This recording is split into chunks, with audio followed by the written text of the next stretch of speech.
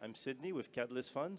So I'm a venture building lead, and Catalyst Fund is a early stage VC. We invest at the pre-seed stage, and then we accelerate. So we call this venture building. To my right is one of our investees. And today is a very big day for Charles and Inacle, a tech-enabled mass transit solution based in Morocco. We'll say a bit more later. But the topic of this fireside chat, which we picked just yesterday, was how can a second-time founder essentially fast-track the growth of their essentially their trajectory. Really quick on that before I pass the floor. Inacle was launched about 14 months ago, and in a very short period of time has managed to get enough traction to raise $1.4 million in pre-seed funding, an oversubscribed round, and this is something that they announced today. So, over to Charles for a quick introduction on Inacle, what the solution is, and maybe we can give him a round of applause for this fantastic achievement today. Hello everyone. Thanks a lot, Sydney, for the introduction. We have to keep the timing, so I will be short on the presentation. In a few words, in Inacle, we leverage technology to promote shared transportation through bus sharing solutions, and that's to solve the huge problem of commuting in big cities in Africa. So we started in Casablanca 15 months ago, and we are on our way to progress, to succeed in Casablanca, and then to go to other markets. We're going to talk about it. Great. So my first question to you, you had a project 10 years running, another project, Inacle, that you scaled across 3 countries, and then sold, which is quite impressive in itself. So that makes you a second-time founder. So the question is, what has been harder, your first company or the work that you're doing now, which is trying to solve the mobility challenge in Morocco? Both. Both are difficult. First, in introduction, so we are 2 co-founders, and both of us are second-time founders. So the first company I started, you lose a lot of time when it's your first company by doing things that don't necessarily add a lot of value. It's very difficult to balance between what brings a lot of value and what does not bring a lot of value, and you can spend a lot of time on small things, but you don't see it. So for that, it's quite difficult because it takes more time. Now we have a very big challenge with Inacle, is that we are addressing a huge market with a huge problem to solve. So the path and has to go much faster than what I did in my previous company. My previous company, I was a solo founder. I was self-funded, so I could give the pace I wanted to the growth. Here it's very different. We need to show traction because we need funds. We need to grow rapidly. So it adds some difficulty to what I did before. Fortunately, we are 2 co-founders with previous experience, so we learn how to get some shortcuts too. Thanks for that. So 2 co-founders and 2 co-CEOs, which is also quite interesting.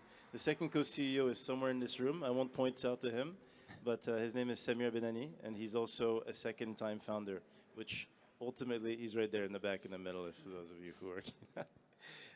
And so my question here is, it speaks to something that, I'll take us back to April when we had our first due diligence calls. And something that really struck us was your data room was not just good, it was great. You guys had data rooms that we rarely see at the pre-seed stage. And so to us, that's something that came, that was quite surprising for one. And so I want to speak to the maturity that you had as founders building, essentially due diligence documentation. Is that something that came from, essentially your previous experience, that came from your background, going to French business school, which are pretty rigorous? Or was that something that is just the way that you think and operate? It's clearly the previous experience. a quick story. When I had my previous company, so I sold it December 2019. In 2018, I was approached by a first company who was interested, and I had nothing prepared. So it took a lot of time to gather everything. So and it was US-based company, so they were very picky on some topics. So it took a lot of time for me and for the team to gather to prepare a nice data room. And in the meantime, they changed their mind for other strategic reasons. What I'm saying is, I don't know, I don't have the answer, but if we have gone faster, maybe we would have closed the deal. The second opportunity we had was in September 2019, and the company who approached us said, okay, we are very interested, but we need to go very fast, and we need to close the deal before end of December. And I said, that's not a problem, because our data room is 100% ready. So it took us less than 2 months to negotiate, do the due diligence, and close the deal. So that's a lesson learned.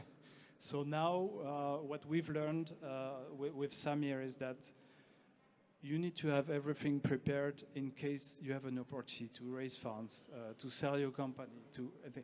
You don't want to lose time when the moment is strategic. You don't want to lose time on some administrative topics. You have to get it sorted very rapidly, and you will earn a lot after a lot of time. Yeah, I guess it's always the investors who make, to take the longest time in the deal-making process anyway. So I guess you kind of like hedge that risk. Not with Catalyst. Thanks for that. Yeah, so I guess let's talk big picture for a second. I want to understand, what's the 5-year horizon for Enaco? You're currently in Morocco. Where do you see you and Samir and the rest of the team, taking the business over the next few years? We see our future is in Africa. We are in Casablanca.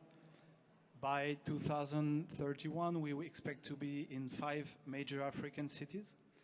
So it gives us time, but it's not that far. So we need to move fast. The thing is, what we're going to do is we have a tech backbone, which is very important. What we are building today. And the go-to-market will be slightly different depending on the city.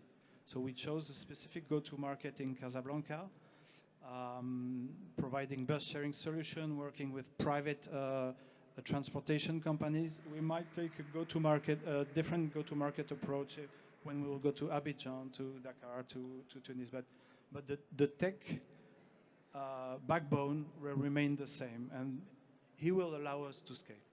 So in 5 years' time, hopefully we'll be present in 5 cities in Africa.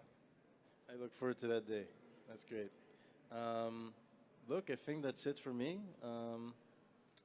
Is there maybe a way that you and your co-CEO divide work, given that you're both obviously very seasoned founders and you're able to move significantly faster than most?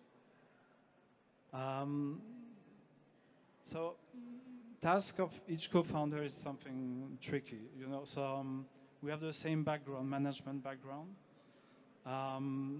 So Samir, he has the expertise in the urban transportation. He's been doing that for the last 12 years with his own company.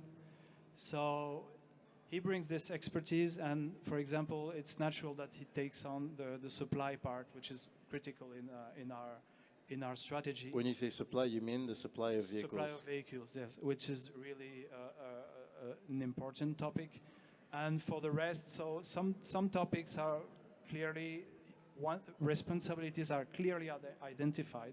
So him on supply, I will take on the administration and finance and so on. And in some topics, we are both working on it, actually. Fundraising, we are both involved in that. And sales too, actually, which is the heart of the core thing that you need to work on. Le nerf de la guerre. Le nerf de la guerre. Merci. Well, thank you so much. Yeah. I have a question for you. So Sydney, as an investor and VC, Have you seen an evolution in the profile of founders over the last years? Do you see more second-time founders coming into the scene, or if not second-time founders, more experimented founders who have had a previous professional life? How do you see that today? I like that question. It's something that I have noticed, and I think there's this false modesty in a way because Inacle is one of our latest investments. But the way I think about it is this: it's increasingly hard to raise on the continent, and so that means that the founders that we see come at a much later stage. They've typically bootstrapped for longer, so they've had to grow their businesses for longer, and they come with more traction. So they're better than maybe the same founders that we would have met, 5 years ago, hypothetically. So I'll close with that. Thank you.